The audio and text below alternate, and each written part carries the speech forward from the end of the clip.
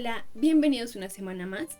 Bueno, si recuerdan, la semana pasada nos habíamos quedado con la primera parte de este portavelas y les quedé viendo la parte 2. Para ser exactos, les quedé viendo el proceso de cómo hice estos sapitos que están en la parte superior. Aunque antes de comenzar, se deben preguntar por qué decidí hacer sapos. Bueno, no creo, pero les quiero contar. Y es porque personalmente me gustan mucho estos anfibios, tanto los sapos como las ranas. Aunque la verdad no los sé diferenciar. Pero hice una investigación superficial y encontré que sí tienen varias diferencias, como por ejemplo la textura de sus pieles, el largo de sus cuerpos, principalmente las patas, y también los lugares en los que habitan, entre muchas otras diferencias.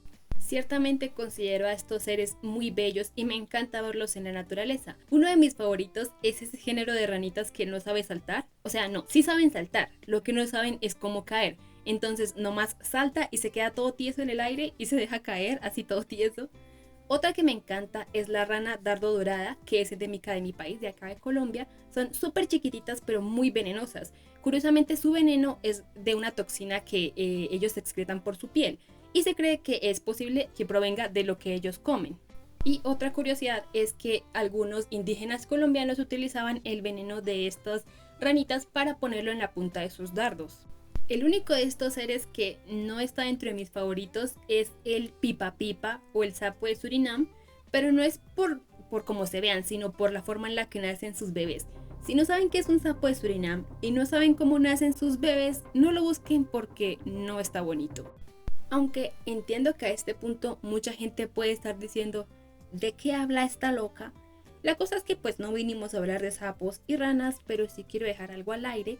Y es que no estoy de acuerdo con las personas que consideran a estos animalitos como mascotas, dado que no son animales domesticados. Y bueno, volviendo a lo que vienen a ver, hace mucho no hacía nada relacionado a estos animales y como quería que mi portavelas fuera diferente a lo que he hecho antes, por eso decidí hacer unas ranas. Lo primero que hice fue poner unos alambres en la parte de los muros donde quería que fueran los sapos, y esto es para asegurarlos y que no se vayan a caer después. Y bueno, para hacerlos empezamos con una forma de pera. La moldeo de manera que quede inclinada hacia adelante.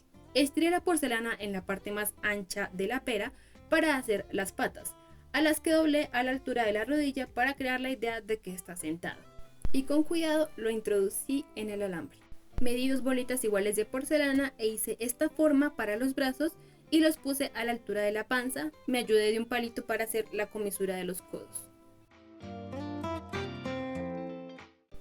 Quiero tomarme mi tiempo con lo de las patas. Un error que solía cometer haciendo sapos y ranas es hacerles solo 3 dedos cuando estos en realidad tienen 4. Entonces les voy a explicar cómo hice esta vez.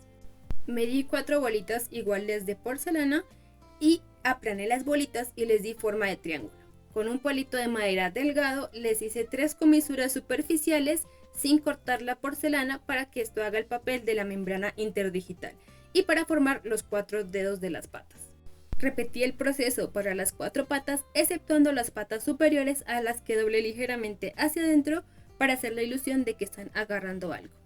No me quedaron perfectas por el tamaño, yo creo, o porque no sé moldear, pero esto me sirve para tener una textura y tener la forma de los dedos, sobre todo a la hora de pintar. Aprovechando que la porcelana aún estaba húmeda, puse entre las patitas delanteras unos alambres con los que haré unos pinchos más adelante. También hice la cabeza, por supuesto, y para ello hice un agujero en el cuerpo y puse un alambre pequeño. Hice una bola de porcelana acorde con el tamaño del cuerpo y la inserté en el alambre y también estiré la porcelana para unir estas dos partes. En la parte superior de la cabeza hice unas comisuras con la parte de atrás del pincel y pegué los ojitos que hice con 2 bolitas pequeñas de porcelana. Quería hacer un sombrero para este sapito y para ello hice una bola de porcelana y la aplasté hasta lograr un círculo medio deforme. Aplasté los bordes con los dedos para lograr que el ala del sombrero se vea desigual y lo pegué en la parte trasera de la cabeza. Luego puse una bolita de porcelana sobre este círculo y lo aplasté para conseguir la forma de la copa del sombrero. Después de terminar el cuerpo de los sapitos, los dejé a un lado que se secaran por un rato y me puse a trabajar con los pinchos con los alambres que les había mostrado antes. Forré los alambres con porcelana y a uno de ellos le puse un rectángulo pequeño de porcelana sobre la mitad superior del alambre y con un palito de madera me ayudé para estirarlo un poquito y así obtener la forma de un masmelo derretido. Para el otro pincho sí lo hice más sencillo, le puse un óvalo de porcelana y con 2 bolitas pequeñas aplastadas hice unas alitas. Para el otro sapito también seguí el mismo proceso para hacerle esta sombrillita que tiene con forma de hoja. Y pues este proceso no lo grabé, pero les cuento por encimita. Doblé un alambre de esta forma, lo forré con una lámina de porcelana, exceptuando esta partecita de acá que es la que irá introducida en el sapito pues. Y para la hoja hice esta forma con una lámina de porcelana y la pegué en la parte de arriba y reforcé la unión con Super Bonder y más porcelana. Bueno, para finalizar ya solo puse todos los detalles extras como los pinchos, reforcé las uniones con Super Bonder y dejé secar. Continuando con el proceso de pintura, en esta ocasión quería probar la técnica de trabajar sobre húmedo, aunque creo que esta técnica solo aplica a la acuarela. A lo que me refiero es a trabajar por áreas con tonos diferentes para que la pintura no se seque entre capas. Y considerando que la pintura acrílica se seca más rápido, esta vez quería probar si me rendiría más trabajar por áreas en estos zapitos. Trabajando por áreas me refiero a aplicar sombras y luces a la vez en diferentes zonas del cuerpo. En este caso primero las patas, luego paso a trabajar a la panza, luego los brazos y por último la cabeza. Trabajé cada zona por separado con los diferentes tonos, verde claro para las luces y verde oscuro para las sombras, y esto me permitió hacer un degradado de color entre los tonos oscuros y los más claros de una manera más eficiente y sin que se seque la pintura. Hay que tener en cuenta que estas, al ser figuras moldeadas con profundidad y volumen, digamos figuras en 3D, a diferencia de trabajar en 2D, estas figuras ya tendrán sus propias sombras y la luz las afectará de una manera más natural, ¿no?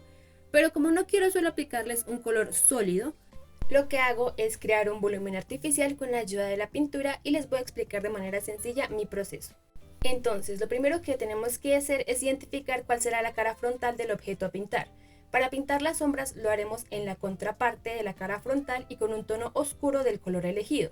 Para la cara frontal aplicaremos el tono más claro del color elegido y lo que queda es construir un degradado de color con diferentes tonos del oscuro al claro.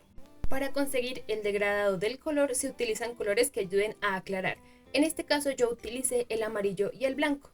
Y estas fueron las diferentes tonalidades de color que conseguí al ir mezclando gradualmente los verdes con amarillo y blanco respectivamente.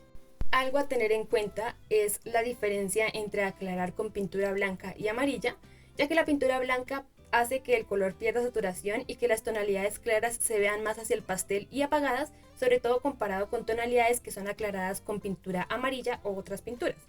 Como pueden notar en el sapito de la izquierda, sí se ven más apagados sus colores, sobre todo comparado con el sapito de la derecha. Entonces para ello apliqué unos toques pequeños de verde amarillo en ciertas zonas para dar más detalle y así que no se vea tan apagado este sapito.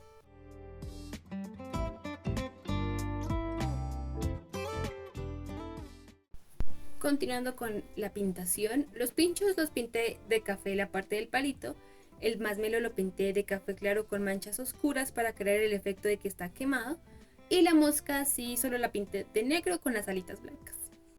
Para finalizar pinté los últimos detalles como el sombrero que pinté de dorado sólido la parte de afuera, la parte de adentro la pinté de café, también pinté la sombrilla de hoja a la que le apliqué diferentes tonos de verde.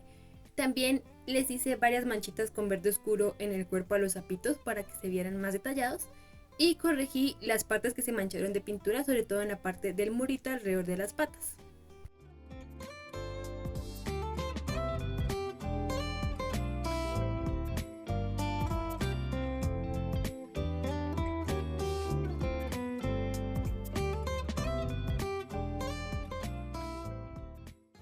Bueno, este es el resultado de pintar los sapitos. Dejé secar bien la pintura y luego les di 3 capas de barniz. La verdad creo que sí quedaron bonitos. Cuéntenme qué les pareció este proceso, si les gustan los sapitos, las ranas, si harían o tendrían este portavelas y muchas gracias por ver, los espero la próxima semana.